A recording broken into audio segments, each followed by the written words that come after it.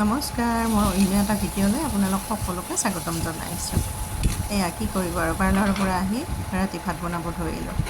আজি দিনটো বিৰাটেই কষ্ট হৈছে।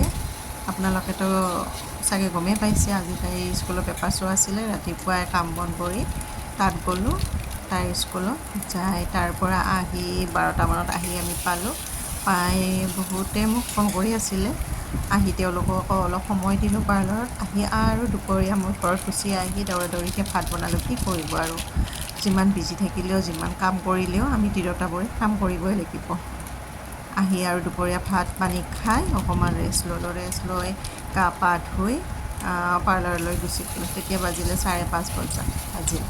গৈ আকৌ মানুহবোৰে ৰখিয়ে আছে। তাত তেওঁলোকক আকৌ সময় দিলোঁ। সময় দি এয়া আহি ৰাতি এনেকৈ আৰু আহোঁতে কৈ আহিছোঁ যে আজি একদমেই ভাত বনাব ইচ্ছা নাই, খাব ইচ্ছা নাই, কিন্তু কি কৰিব, ভাতটো বনাবই লাগিব। সেয়াই এবিধে বনাই থৈছোঁ।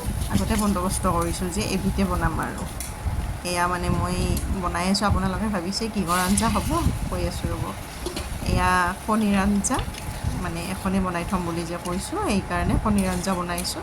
আৰু চালাডখন আমাৰ প্ৰায় থাকেই, সদায় থাকে চালাডখন। আৰু এনেকৈ আমি ৰাতিৰ সাঁজ খালোঁ। এইফালে কাপোৰো আছিলে। ৰাতিপুৱা মানে কাপোৰ দিলোঁ, সেই লাইটটো গুচি গ'ল।